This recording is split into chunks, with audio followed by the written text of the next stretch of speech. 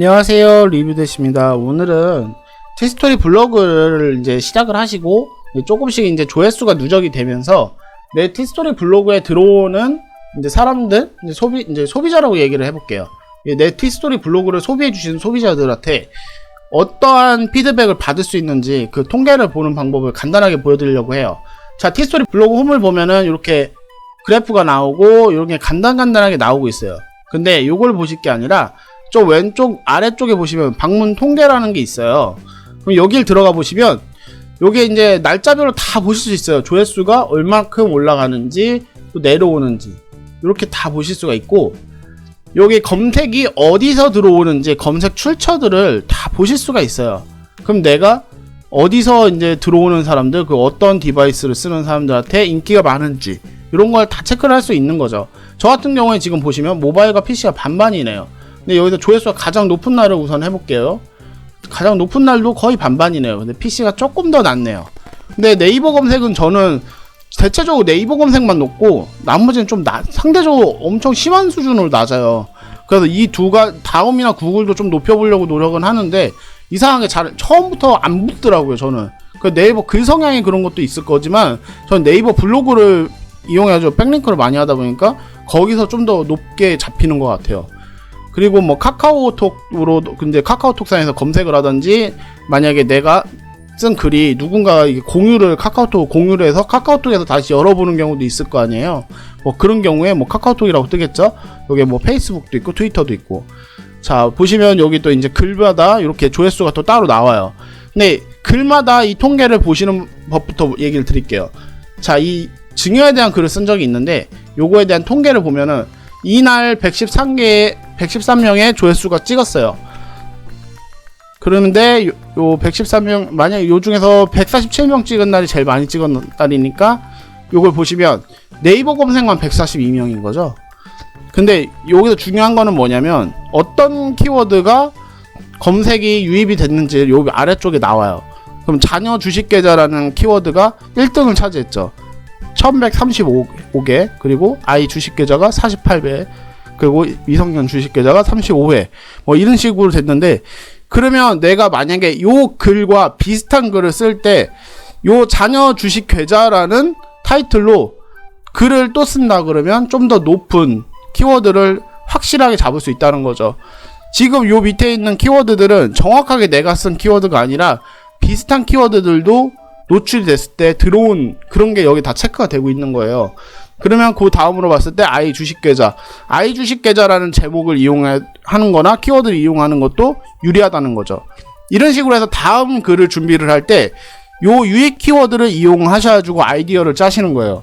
그럼 만약에 요 글로 끝나고 그 내용을 다시 다룰 필요가 없으면 모르겠지만, 지금 저 같은 경우도 이 글이 그런 대로 조회수가 잘 나온다 이렇게 생각이 들어서 또 이 글에 대한 비슷한 주제로 잡을 때 저는 자녀 주식 계좌라는 타이틀로 글을 쓰면은 좀 더 유리하게 선점을 할 수가 있겠죠. 그리고 이제 다시 와서 보시면 요 유익 경로라는 게 있어요. 이 유익 경로를 꼭 보셔야 돼요. 그 전에 요 아래에 보시면 여기도 유익 키워드라고 있어가지고 요 해당 날에 대한 유익 키워드들의 대표적인 개수가 여기 나오고 있으니까요.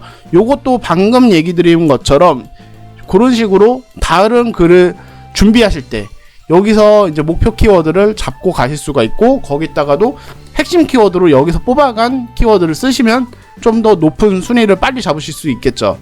그리고 자, 여기 통계 부분에서 유익 경로로 우선 들어가 볼게요. 저는 처음에 초창기에는 여기를 항상 매일 들어와 봤어요.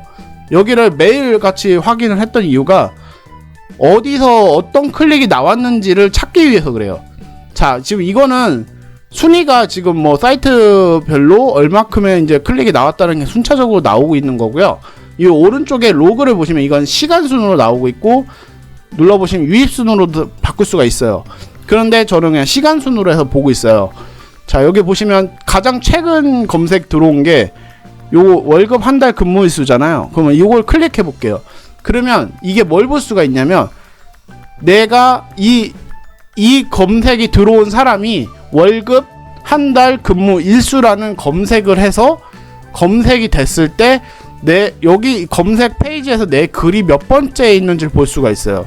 그럼 지금 요 월급 한 달 근무 일수라는 검색에서 제 글이 지금 하나, 둘, 세 번째 노출이 됐죠. 그런데 요 세 번째 노출된 제 글을 클릭하고 들어온 거예요. 그러니까 이런 식으로 해가지고 피드백을 받는 거예요. 그러면 만약에 내가 여기서 여기로 올라가려 그러면 어떠한 검색어를 또 쓰면 좋을까? 이거를 좀 더 피드백을 받는 거죠. 자, 여기서도 조금 특이한 걸 한번 찾아볼까요?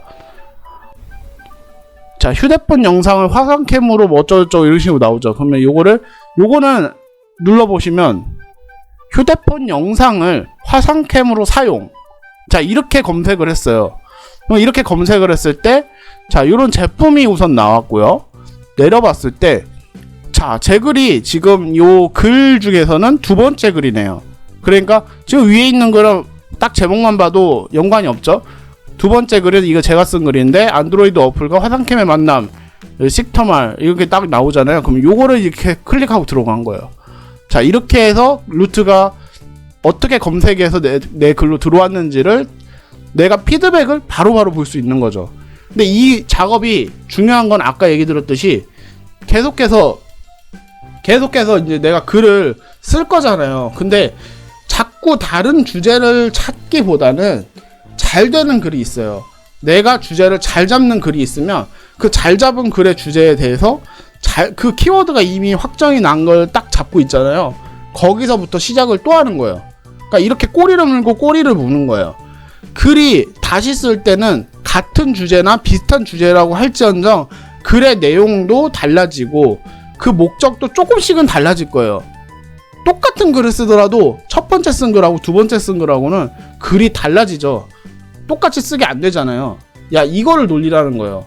그러면 같은 주제 가지고도 10개의 글을 쓸 수가 있어요. 그럼 그 10개의 글을 선점하는 동안에 나는 이 키워드에 대해서 같은 키워드를 또 썼고 최대한 비슷한 주제의 제목들을 10개의 글을 썼기 때문에 내가 네이버든 다음이든 구글이든 거기에서 선점을 하는 입지가 10배가 높아진다는 거죠. 한 개의 글보단 10개의 글을 썼을 때 그 키워드를 선점을 하는 거예요, 내가. 그러면 내가 그 같은 카테고리에서 그 키워드에 대해서 선점률이 높아지는 거고, 내 블로그에 대한 인지도 지수 자체가 그 단일 항목 자체에서 높아진다는 얘기죠. 그렇기 때문에 이렇게 피드백을 항상 잡아보셔야 되는 거예요.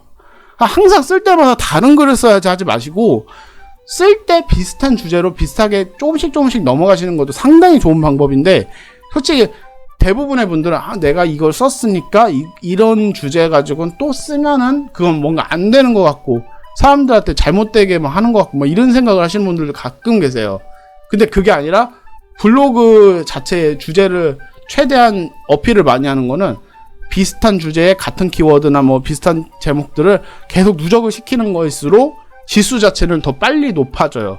그러니까 이게 네이버든 구글이든 이 검색 엔진 자체에서 지수를 높인다 그러잖아요. 그거는 이런 식으로 나가시는 게 좀 더 빨라요. 빨리 높은 위치를 선점하고, 혹시라도 진짜 재수 좋은 경우에는 내가 같은 비슷한 주제에 대해서 글을 계속 누적을 해놨을 때 그게 이제 노출되는 키워드 자체가 뭐 키워드 순위에 들어가는 경우 있잖아요.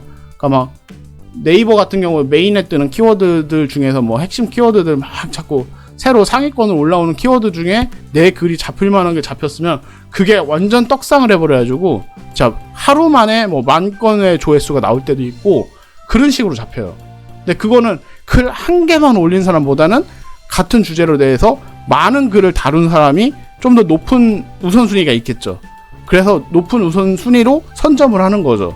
그러다 보면은 뭐 메인에 나오는 거죠. 네이버 메인이나 다음 메인에도 그렇게 나오는 거죠.